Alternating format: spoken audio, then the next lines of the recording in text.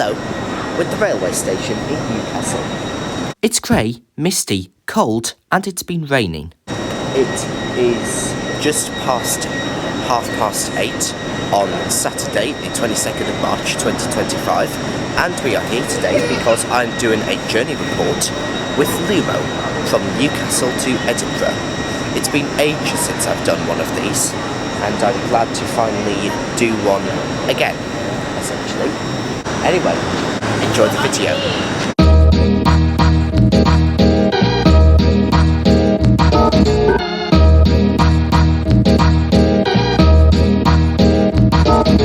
It's time to immediately step aboard our train, which means unfortunately there is no time to cover any history of Newcastle Station. Not to worry though, I'll do that in a future journey report. However, as we are leaving on time at 08:38, I can tell you the train operating companies that serve Newcastle.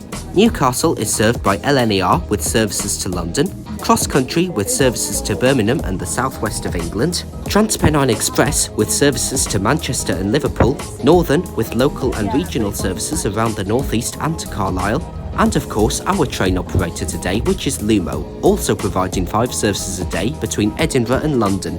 All other operators mentioned provide services to Scotland as well, with the exception of Northern. 841 Lumo service to Edinburgh Waverley, calling at Morpeth and Edinburgh Waverley only. My name is Gary, and together with Dawn, it's our pleasure. As you heard on the announcement there, we will only be making one intermediate stop at Morpeth. This train actually started its journey at Newcastle because of engineering works between York and Doncaster.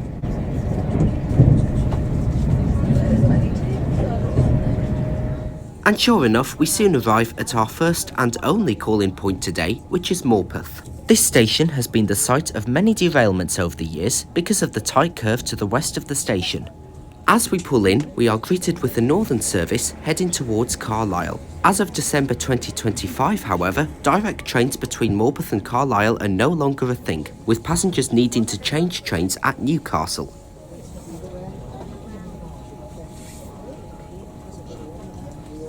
And we are soon on our way again, running non-stop to Edinburgh from here.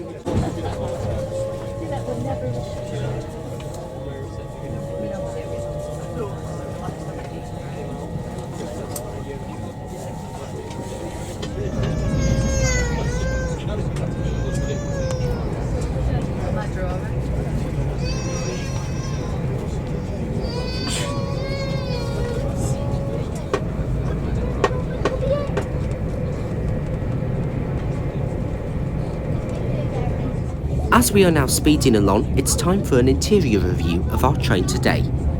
There are large and sturdy tray tables at every airline-style seat, with very few table seats in each carriage. Unlike on previous Hitachi AT300 trains, the entire tray can be pulled towards you, which creates a bit more room on the tray.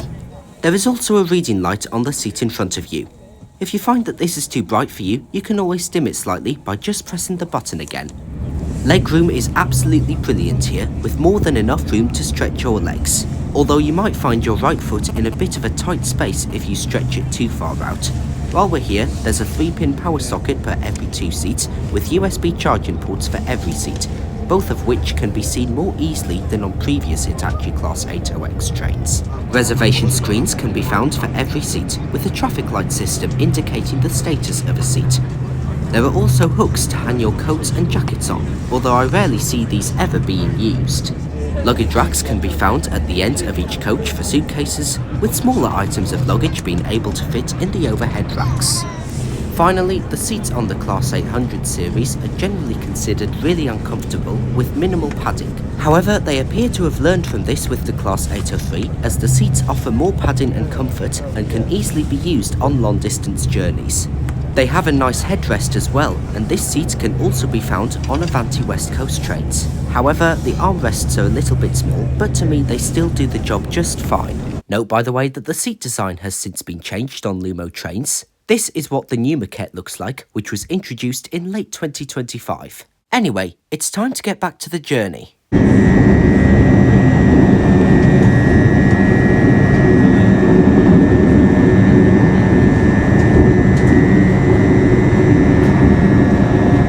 We are soon crossing the Royal Borders Bridge and passing through Berwick-upon-Tweed.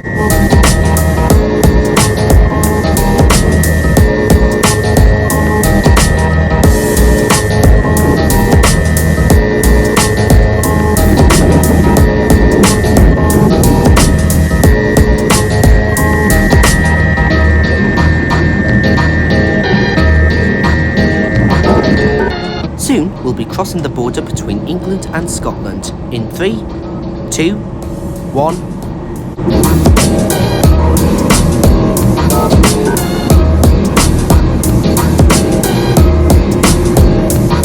And with that, we are now officially in Scotland. There is still one more thing to do before we reach Edinburgh though, and that is to check out the accessible toilet on the train.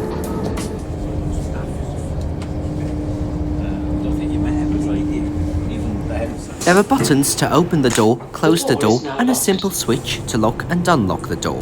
As you can see, this goes further than it really should, but it isn't really that much of a problem.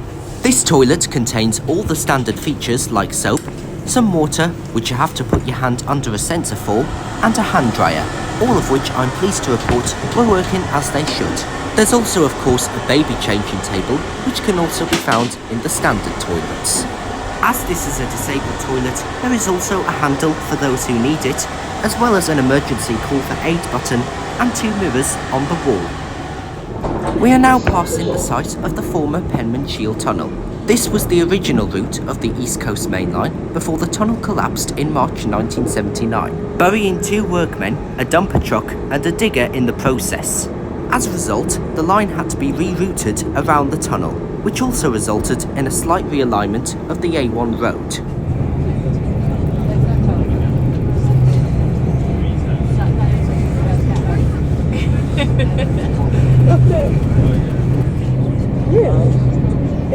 Well, when it was like boyfriend girlfriend. Well, it was like a month and like 3 weeks. We are now on the approach to Edinburgh Waverley Station, the terminus of our journey today.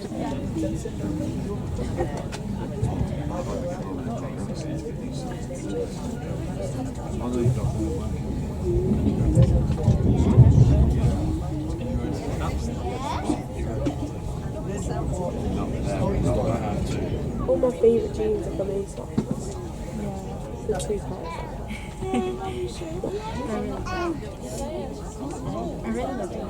Yeah, me too.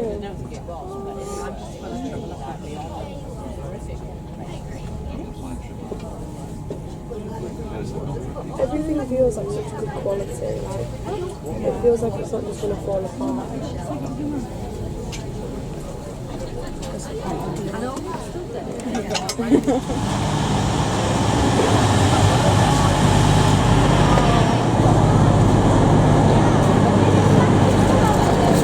Right guys, so that was my journey on the Lumo Class 803, and now it's onwards to Glasgow. Please see the next video, which will be the Glasgow one-nighter or something like that, whatever I call it. Anyway, it is time to end the video here. So if you enjoyed it, please give it a like and subscribe to the channel if you've not done so already, and I'll see you again very, very soon. Thank you for watching and enjoy the rest of your day. Goodbye.